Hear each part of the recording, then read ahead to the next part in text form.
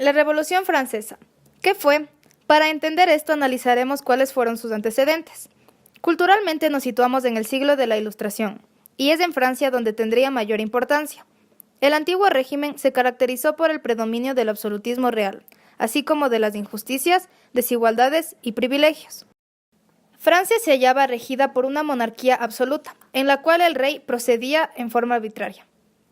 La organización social de Francia estaba basada en la desigualdad y los privilegios. Se distinguían pues tres clases sociales: clero, nobleza y estado llano, siendo las dos primeras privilegiadas. Entendiendo un poco del origen de esta revolución, ¿qué fue? La Revolución Francesa fue el cambio político y social que se produjo a finales del siglo XVIII, y fue un periodo de violencia por el que se derrocó el antiguo régimen y se instauró uno nuevo, guiado por la burguesía. Inició el 14 de julio de 1789 y terminó el 9 de noviembre de 1899. ¿Por qué se produjo? Se inició con la autoproclamación del Tercer Estado como Asamblea Nacional en 1789. ¿Cuáles fueron los detonantes que iniciaron esta revolución del siglo XVIII? Francia se encontraba gobernada por la monarquía absoluta. En ellos se encontraba todo el poder del Estado y solo ellos eran quienes tomaban decisiones.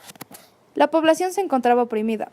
El rey era quien decidía todo: qué libros leían, qué periódicos existían, los impuestos, entre otras cosas, lo que llevó a que la población se rebelara en contra del Estado. ¿Qué importancia tuvo la Revolución Francesa? La Revolución Francesa tuvo un cambio desde los puntos políticos, sociales, económicos, llegando a su fin la monarquía absolutista, y consagró los derechos ciudadanos. ¿Quiénes fueron los representantes de la Revolución Francesa?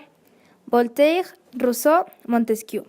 Marcaron la sociedad ya que sostenían que el conocimiento humano podía combatir la tiranía para construir un mundo mejor. Este tipo de pensamiento se expandió en reuniones realizadas en casa de gente adinerada, en las que participaban intelectuales, donde se hablaba de filosofía política y se leía la enciclopedia, que fue una iniciativa de Diderot y de Lambert. Luis XVI, rey de Francia. Durante su reinado el Tercer Estado se separó de los Estados Generales, formando la Asamblea Nacional. Su familia abandonó Versalles y fueron ejecutados el 21 de enero de 1793. María Antonieta, reina de Francia y esposa de Luis XVI, en 1785 protagonizó el escándalo del collar. Fue encarcelada y condenada a muerte. Ahora procederemos a hablar sobre los tres estados. ¿Qué fueron los tres estados? Fueron asambleas convocadas por el rey con el objetivo de dar solución a la grave crisis financiera que padecía el país. El primer estado era la Iglesia. No pagaba impuestos y recibía de los campesinos el diezmo, es decir, la 10ª parte del producto de sus cosechas. Solo la Iglesia podía legalizar casamientos, nacimientos, defunciones, y la educación estaba en sus manos. El segundo estado lo componía la nobleza, dueños de las tierras que tampoco pagaban impuestos y recibían un tributo de los campesinos. Era una casta encerrada en sí mismo el primer estado y el segundo estado, es decir, el clero y la nobleza sumaban un 3% de la población. El tercer estado comprendía el 97% de la población restante, y su composición era muy variada. Por un lado estaba la burguesía y por otro los banqueros, profesionales liberales, médicos, abogados, artesanos, campesinos libres y jornaleros, que carecían de poder y decisión política, pero pagaban todos los impuestos y no tenían ningún derecho.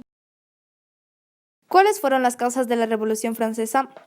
El empobrecimiento de los campesinos fue en aumento tras las malas cosechas agrícolas que se dieron en aquellos años. Crisis del Estado. Francia estaba en bancarrota. A la crisis económica se le unió los gastos en favor de la Guerra de Independencia Americana, más los gastos de la reciente Guerra de los 7 años. Oposición de la nobleza.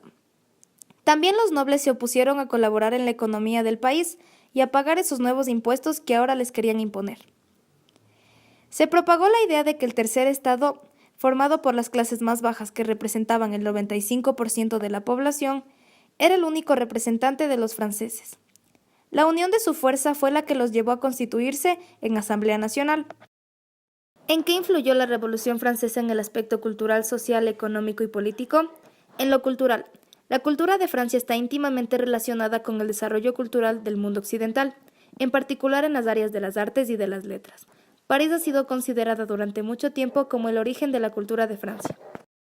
El aspecto social propone la abolición de la esclavitud, sufragio popular, derecho de propiedad, igualdad ante la ley, igualdad de oportunidades de educación, declaración de los derechos del hombre, tolerancia religiosa, libertad de expresión, eliminación de privilegios, pago proporcional de tributos, es decir, de acuerdo a lo que puede pagar cada persona según sus ingresos, entre otras. En lo económico, se dio el liberalismo, el cual plantea que tiene que haber una cierta libertad económica, es decir, el Estado no debe intervenir en la economía. Esto es la oposición a lo propuesto por el mercantilismo. En el aspecto político, el liberalismo propone la libertad del individuo garantizada ante cualquier abuso y la limitación de las facultades de los reyes mediante constituciones para hacer posible la división de poderes. El rey reina, pero no gobierna. Para concluir, veremos cuál fue el papel que Napoleón Bonaparte desempeñó en la Revolución Francesa. ¿Quién fue Napoleón Bonaparte? Fue un general y gobernante francés del siglo XVIII y XIX que nació el 15 de agosto de 1769 en Córcega y murió el 5 de mayo de 1821 en la isla de Santa Elena. Conocido por llegar a conquistar y controlar la mayor parte de Europa occidental mediante una avanzada y agresiva estrategia militar y de alianzas.